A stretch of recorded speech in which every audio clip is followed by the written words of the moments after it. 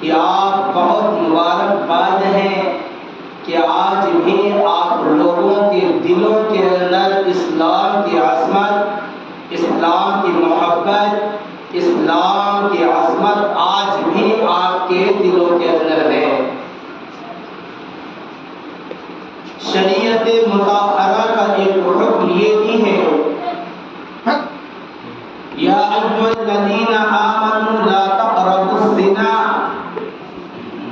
یہ اللہ کا بہت بڑا پیغام ہے اور احکامات میں سے ایک حکم بھی ہے۔ کیا ہے؟ وہ یہ ہے کہ اے ایمان والو، تم زنا کے قریب نہ جاؤ۔ حالانکہ موضوع یہ نہیں ہونا چاہیے، حالات جو چل رہے ہیں، یہ آنے والا پیریڈ محرم الحرام کا 2-3 دن کے بعد ہے، اس کے فضائل و مناقب کو بیان کرنا چاہیے، لیکن حالات کچھ اس طرح کے ہیں کہ ان جیسے موضوع پر، ان جیسے پر اثر موضوعات پر آپ لوگوں کے سامنے بات کرنے کی ضرورت ہے۔ اور یہ وبا ہمارے اور آپ کے درمیان پانی تو کیا، اس سے بھی تیزی کے ساتھ بڑھتا ہوا دکھائی دے رہا ہے۔ اللہ کا فرمان کیا ہے؟ یا ایھا الذین آمنوا لا تقربوا الزنا، کہ اے ایمان والو تم زنا کے قریب نہ جاؤ۔ زنا کرنے کا تو بات ہی چھوڑ دیجئے، زنا کے جو وسائل ہیں، زنا کے جو اسباب ہیں، زنا کے جتنے بھی طریقے کار ہیں جس کی وجہ سے زنا ہو سکتا ہے، پایا جا سکتا ہے، فرمایا ایمان والو تم ان اسباب کے قریب بھی مت جاؤ۔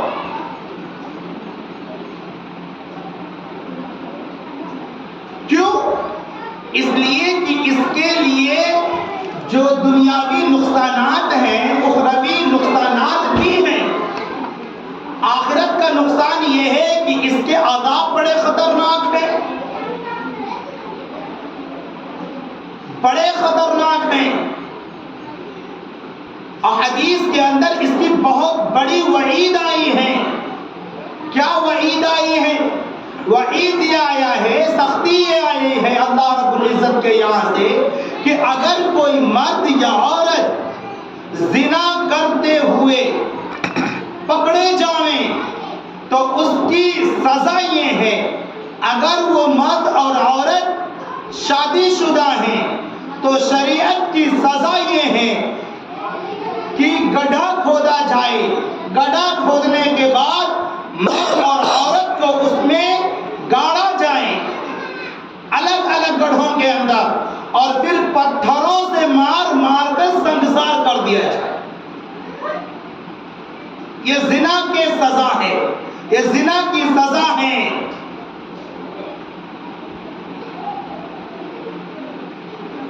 اللہ کے نبی جناب محمد رسول اللہ صلی اللہ علیہ وسلم نے ارشاد فرمایا کہ جب کوئی مرد یا عورت زنا کرتا ہے تو وہ ایمان کی حالت میں نہیں ہوتا،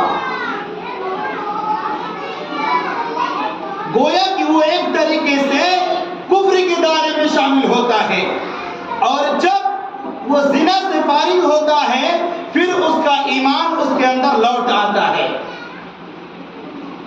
اب سمجھ لیجئے کہ کتنا خراب اور کتنا گھٹیا یہ فعل ہے، جس فعل کو آج کے معاشرے کے نوجوان بچے اور بچیاں اپنی جنسی خواہشات کو بجھانے کے لیے یہ غلط طریقہ اختیار کر رہے ہیں۔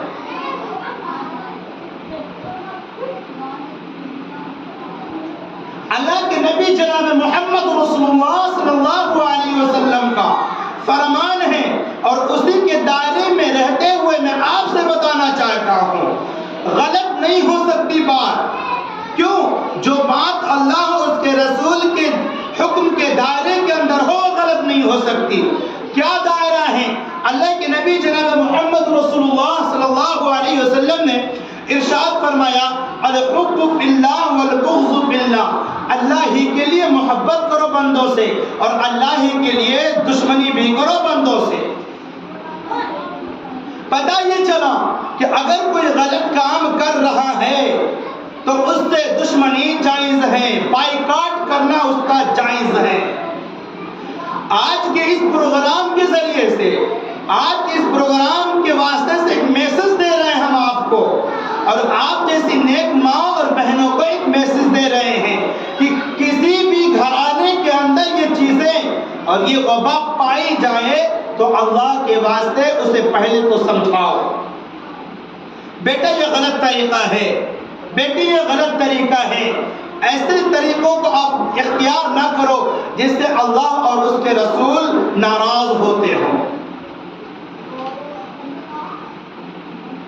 اگر اب بھی نہ مانے تو اس کا سوشل بائیکاٹ ہونا چاہیے۔ اور اللہ کے نبی جناب محمد رسول اللہ صلی اللہ علیہ وسلم کے زمانے میں ایسا ہوا ہے، صحابہ نے اور خود اللہ کے نبی جناب محمد رسول اللہ صلی اللہ علیہ وسلم نے ایک صحابی کو صرف اور صرف ذرہ برابر ان کے پاس اسباب تھے، وسائل تھے، سب کچھ تھے، لیکن اللہ کے راستے میں نہیں نکل پائے، اللہ کے نبی سے بہانہ نہیں کر پائے، سب کچھ تھا لیکن نکل نہیں پائے۔ اللہ کے رسول جناب محمد رسول اللہ صلی اللہ علیہ وسلم نے ان کا بائیکاٹ کیا، صحابہ سے فرمایا کہ ان سے کوئی بات نہ کریں۔ اس طرح کے اگر ہم طریقے اختیار کرتے ہیں تو شریعت کے دائرے کے اندر یہ چیز درست ہے، معاشرے کے سدھارنے کے لیے کرنا چاہیے، بائیکاٹ ہونا چاہیے، بائیکاٹ۔ اور اسی کے ضمن میں اس کی سزا اتنی خطرناک ہے، اگر اس سے کوئی توبہ بھی کرتا ہے تو اللہ تبارک و تعالی ان کے توبے کو، ان کے استغفار کو قبول بھی فرماتا ہے۔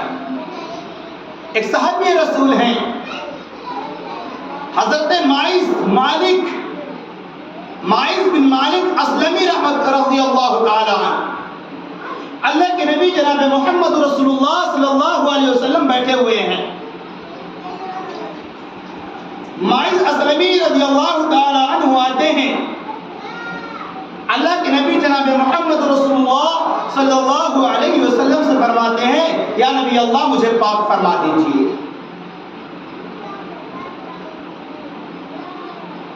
اللہ کے نبی جناب محمد رسول اللہ صلی اللہ علیہ وسلم نے سمجھا کہ کوئی چھوٹا موٹا کام ہوگا تو فرمایا جاؤ تمہارا معاملہ ہے، تم سمجھو تمہارا رب سمجھے۔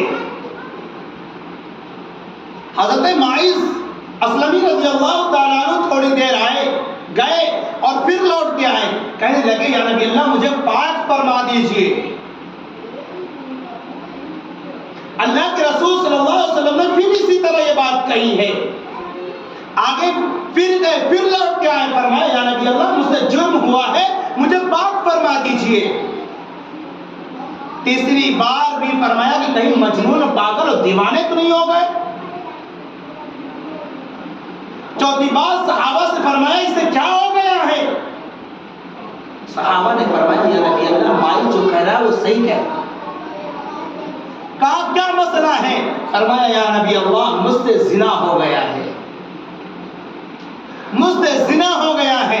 انسان ہے، انسانی فطرت ہے، مرد ہے، عورت کی ضرورت ہے، عورت ہے، مرد کی ضرورت ہے، سب کی ضرورت الگ الگ ہے، ہو گئی خطا یا نبی اللہ۔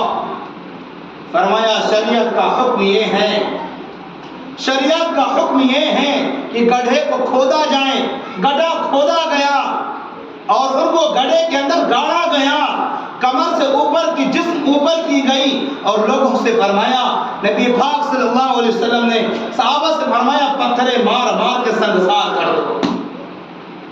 یہ اتنی بڑی سزا کیوں ہے شریعت کے اندر؟ اس لیے ہے تاکہ کوئی نوجوان لڑکا، کوئی نوجوان لڑکی، کوئی شادی شدہ مرد، کوئی شادی شدہ عورت اور بھیانک و خطرناک قدم کو آگے نہ بڑھائے۔ جب پتھر پر رہے تھے حضرت ماعز اسلمی رضی اللہ تعالی عنہ اچھل رہے تھے، تڑپ رہے تھے، خون کی فواریں نکل رہی تھی۔ اللہ کے نبی جناب محمد رسول اللہ صلی اللہ علیہ وسلم نے ارشاد فرمایا کہ ماعز نے آج جو دعا کی ہے اللہ سے، جو توبہ مانگا ہے اللہ سے، التائب من الذنب کمن لا ذنب له، گناہ سے توبہ کرنے والا ایسا ہے کہ جیسا کہ اس نے گناہ ہی نہیں کیا۔ فرمایا نبی اللہ صلی اللہ علیہ وسلم نے فرمایا کہ ماعز نے وہ دعا مانگی ہے کہ اگر اس دعا کو پورے عالم میں تقسیم کر دیا جائے تو اس دعا کی برکت کی وجہ سے سارے کے سارے عالم کے لوگوں کی مغفرت ہو سکتی ہے۔ توبہ تو کرو، مانگو تو اللہ سے۔ غلطیاں انسان سے ہوتی ہیں، ہم ہی سے غلطی ہوتی ہے، ہم اللہ سے توبہ تو کریں، اللہ سے معافی تو مانگیں۔ میری پیاری ماں اور بہنوں، اللہ کے واسطے اس طرح کے حالات جو معاشرے کے اندر پیدا ہوئے ہیں، خدا کے واسطے اسے روکنے کی ضرورت ہے، اسے روکنے کی ضرورت ہے۔